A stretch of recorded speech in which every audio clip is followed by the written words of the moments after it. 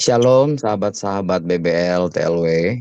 Pada hari ini Selasa tanggal 3 September 2024, kita masih membahas tentang memperbarui pikiran atau akal budi. Mari sebelumnya kita berdoa. Bapa di surga, terima kasih untuk pagi hari ini. Kami duduk dalam lindungan-Mu yang maha tinggi dan bermalam dalam naungan yang maha kuasa. Kami berkata kepada Engkau Tuhan, tempat perlindungan kami dan kubu pertahanan kami, Allah kami yang kami percayai. Terima kasih untuk segala berkat rohani dalam kerajaan sorga. Terima kasih untuk bilur-bilur-Mu yang sudah menyembuhkan kami. Terima kasih untuk kekayaan, hikmat dan sukacita sorgawi yang kami nikmati setiap waktu. Hari ini kami mau belajar kebenaran firman-Mu, dan sebagaimana kami membaharui pikiran kami dari waktu ke waktu dengan kebenaran firman-Mu, kami mendapatkan roh hikmat dan wahyu untuk mengenal Engkau dengan benar.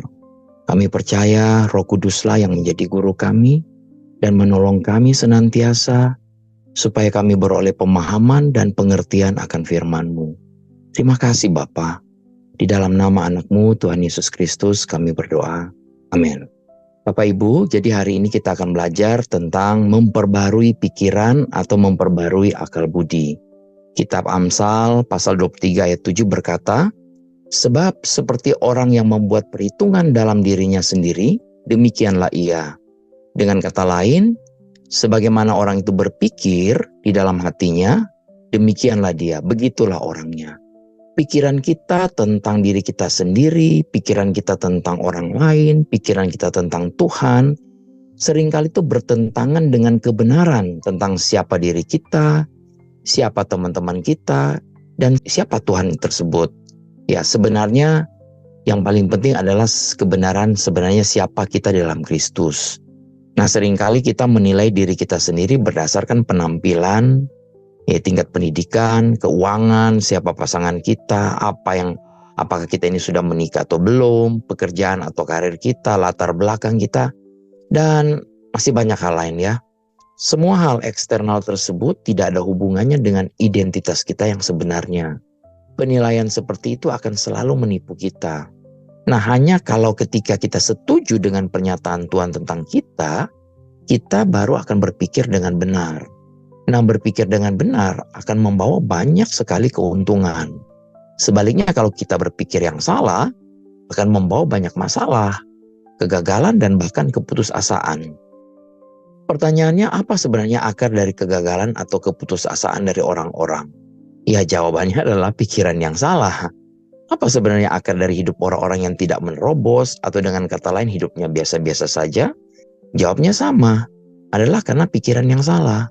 Pikiran yang salah ini bisa dibagi menjadi 3 kategori ya. Jika pikiran kita ini tidak diperbarui kepada kebenaran dalam salah satu kategori ini, maka kegagalan dan keputusasaan yang akan tumbuh. Pertama, pikiran yang salah tentang Tuhan. Sejauh kita tidak memiliki pewahyuan sejati tentang sifat Tuhan dan tujuannya, kita akan mendapati diri kita sendiri ini menghubungkan kegagalan kita kepada Tuhan. Orang-orang secara sengaja maupun tidak sengaja sering menyalahkan Tuhan atas apa yang terjadi pada diri mereka dan akhirnya mereka bersikap pasrah. Mereka berpikir bahwa adalah kehendak Tuhan untuk mereka mengalami sakit penyakit. Padahal Tuhan sangat ingin mereka mengalami kesembuhan. Mereka berpikir bahwa adalah kehendak Tuhan untuk mereka hidup melarat. Padahal Tuhan sangat ingin mereka mengalami kemakmuran. Di dalam Yohanes 10 ayat 10 berkata, Yesus datang memberi kita hidup dan hidup yang berkelimpahan. Di Mika 4 ayat 12 berkata, tetapi mereka itu tidak mengetahui rancangan Tuhan. Mereka tidak mengetahui pikiran Tuhan. Mereka tidak mengerti keputusan-keputusannya. Mereka tidak mendengar nasihatnya. Pada saat kita membarui pikiran kita dengan kebenaran, kita jadi menyadari apa yang menjadi rancangan Allah. Apa yang menjadi kehendak Allah. Apa kehendak Allah bagi kita? Roma 12 ayat 2 berkata, janganlah kamu menjadi serupa dengan dunia ini, tetapi berubahlah oleh pembaruan budimu, sehingga kamu dapat membedakan mana kehendak Allah. Apa yang baik, yang berkenan kepada Allah, dan yang sempurna. Jadi kehendak Allah adalah apa yang baik. Nah, sakit penyakit apakah sesuatu yang baik? Tentu saja tidak ya. Kemiskinan apa itu sesuatu yang baik? Tentu juga enggak. Ya saya pikir hampir nggak ada orang di dunia ini yang mau hidupnya miskin dan melarat. Akan tetapi masih ada orang yang berpikir biarlah melalui sakit penyakit ini kita bisa menjadi dekat dengan Tuhan. Atau melalui kemiskinan, Tuhan sementara mengajar kita untuk rendah hati. Wah, kalau ini cara berpikir seperti ini sebenarnya benar-benar tidak sesuai dengan apa yang Alkitab katakan. Firman Tuhan mengatakan di 2 Korintus 8 ayat 9 berkata bahwa karena kamu telah mengenal kasih karunia Tuhan kita Yesus Kristus, bahwa Ia yang oleh karena kamu menjadi miskin, sekalipun Ia kaya, supaya kamu menjadi kaya oleh karena kemiskinannya. Beberapa orang mencoba untuk mengartikan ayat ini secara rohani, supaya kelihatannya agar ini hanya berlaku untuk kemiskinan dan kekayaan secara rohani. Tapi konteks ayat ini jelas berbicara tentang kemiskinan dan kekayaan secara fisik, berbicara soal keuangan. Nah, pernyataan yang benar adalah bahwa Yesus menjadi miskin secara finansial, secara keuangan bagi kita. Sehingga kita bisa menjadi kaya dalam keuangan. Itulah yang dikatakan ayat ini ya. Nah, kata Yunani yang digunakan di bagian pertama ayat ini untuk menggambarkan Yesus sebagai orang kaya adalah plousios, yang artinya kaya, berlimpah-limpah ya. Inilah kata yang sama yang diterjemahkan kaya dalam Markus 12 ayat 41 yang mengatakan dan Yesus duduk menghadap peti persembahan dan memperhatikan bagaimana orang banyak memasukkan uang ke dalam peti persembahan. Dan banyak orang kaya memberi tapi jumlahnya sedikit. Sedangkan kata Yunani yang diterjemahkan menjadi kaya di bagian akhir ayat ini yaitu plouteo, ini berarti menjadi kaya secara harfiah ya. Ini adalah kata yang sama yang diterjemahkan menjadi kaya dalam 1 Timotius 6 ayat 9 yang mengatakan tetapi mereka yang ingin kaya terjatuh ke dalam pencobaan, ke dalam jerat dan ke dalam berbagai-bagai nafsu yang hampa dan yang mencelakakan, yang menenggelamkan manusia ke dalam keruntuhan dan kebinasaan. Jadi kedua kata Yunani yang digunakan untuk kaya dalam ayat ini berbicara tentang kekayaan materi. Ini adalah bukti lebih lanjut bahwa ayat ini mengajarkan bahwa Tuhan kita, Yesus Kristus, sudah menyediakan kemakmuran bagi kita dalam penebusannya. Yesus menghendaki kita anak-anaknya untuk terpenuhi semua kebutuhan kita dengan berlimpah. Itu yang dikatakan di 3 Yohanes 2 ya. Ini tidak berarti bahwa semua orang yang kaya menjadi kaya karena Kristus menyediakan bagi mereka. Dan bahwa semua orang yang miskin menjadi miskin karena beberapa dosa dalam hidup mereka. Sekali lagi ya, ini nggak berarti bahwa semua orang yang menjadi kaya karena Kristus menyediakan bagi mereka. Dan semua orang yang miskin menjadi miskin karena ada dosa dalam hidup mereka. Bukan ini masalahnya. Orang berdosa bisa kaya dan orang kudus bisa miskin. Kekayaan tidak berarti orang itu rohani. Dan kemiskinan tidak berarti orang itu tidak rohani. Akan tetapi Tuhan telah membuat persediaan bagi orang-orang kudusnya agar kebutuhan mereka terpenuhi dengan berlimpah. Di Filipi 4 ayat 19 berkata, Allahku akan memenuhi segala keperluanmu menurut kekayaan dan kemuliaannya dalam Kristus Yesus. Jadi Alkitab memperingatkan kita terhadap perangkap kekayaan. Itu di 1 Timotius 6 ayat 9, di Amsal 13 ayat 11, dan cinta akan uanglah yang merupakan akar segala kejahatan. Di 1 Timotius 6 ayat 10. Bukan uang itu sendiri. Nah, sebelum kita menjadi berkat secara finansial bagi orang lain sebagaimana yang Tuhan inginkan, kita harus diberkati terlebih dahulu. Di Kejadian 12 ayat 2 ya. Dan puji Tuhan kita semua di sini sudah diberkati. Amin. Karena apa yang sudah Tuhan Yesus lakukan di atas kayu salib. Nah, kemakmuran ini bukan hanya untuk diri kita sendiri.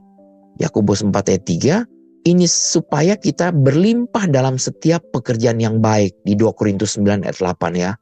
Tuhan memberikan benih kepada kita, penabur. Ya di 2 Korintus 9 ayat 10. Yaitu dia menyediakan kekayaan bagi kita yang akan membiarkan itu mengalir kepada orang lain dan tidak menimbunnya untuk diri kita sendiri. Yang kedua, pikiran yang salah tentang diri kita sendiri. Nah, kita sering berpikir bahwa kita lebih tinggi dari orang lain, lebih pintar, lebih kaya, lebih segala-galanya dari semua orang dan akhirnya membawa kepada kesombongan. Atau sebaliknya kita berpikir begitu buruk, begitu rendah tentang diri kita sendiri dan akhirnya hanya memiliki sedikit atau malah tidak punya kepercayaan diri. Nah, kegagalan dapat muncul dari salah satu dari kedua akar ini. Nah, ayat di atas dalam Amsal 23 ayat 7 melengkapi pernyataan ini bahwa karena sebagaimana orang membuat perhitungan dalam dirinya, sebagaimana orang berpikir dalam hatinya, begitulah dia. Yang ketiga, yang salah tentang keadaan. Kebanyakan orang Kristen berfokus pada keadaan, pada kenyataan, bukan pada firman Tuhan dan identitas mereka dalam Kristus.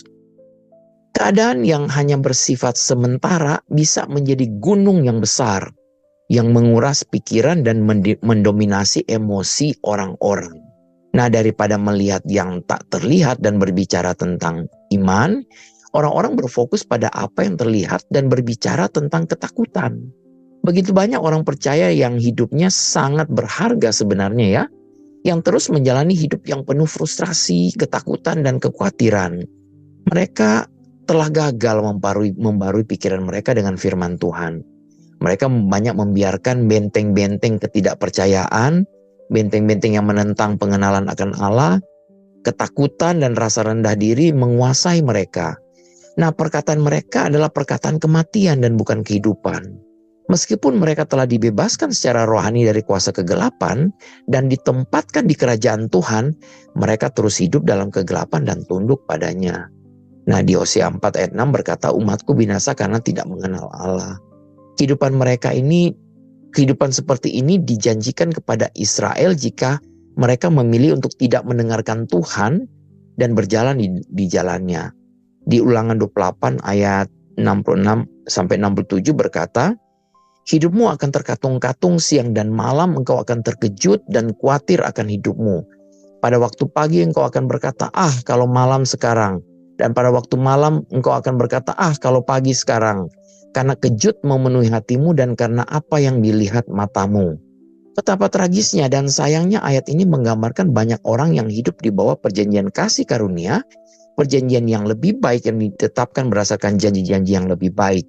Jika hidupmu menyerupai Ulangan 28 ayat 66 ini sebenarnya bukan lebih dari kehidupan seorang pemenang ya. Maka saatnya kita harus membuat perubahan. Nah, firman Tuhan di 2 Korintus 10 ayat 5 berkata kita harus menawan setiap pikiran kita, membarui pikiran kita kepada kehendak Allah yang baik, yang berkenan padanya dan sempurna.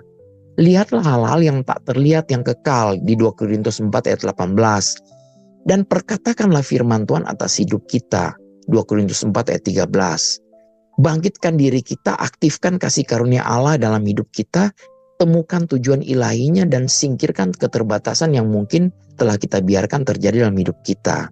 Ya sekarang mari kita ganti ya. Daripada melihat yang terlihat, yang kelihatan, yang kenyataan, yang berbicara tentang ketakutan, mari kita berkata-kata mulai memperkatakan iman kita, tetap berfokus pada apa yang terlihat, berbicara tentang kemenangan, berbicara tentang kesembuhan atau kemakmuran yang telah Yesus siapkan bagi kita. Pengetahuan yang benar tentang Tuhan, sifatnya, dan tujuannya akan mempengaruhi cara kita memandang diri kita sendiri, memandang keadaan kita, dan semuanya itu dimulai dengan mengenal Dia. Semoga Allah Tuhan kita Yesus Kristus, yaitu Bapa yang mulia, memberikan kepadamu roh hikmat dan wahyu untuk mengenal Dia dengan benar. Efesus 1 ayat 17 dan Filipi 4 ayat 8. Jadi akhirnya saudara-saudara, semua yang benar, semua yang mulia, semua yang adil, semua yang suci, semua yang manis, semua yang sedap didengar, semua yang disebut kebajikan dan patut dipuji, pikirkanlah semuanya itu. Demikianlah pelajaran firman Tuhan 15 menit pagi hari ini. Sampai jumpa lagi besok. Tuhan Yesus memberkati.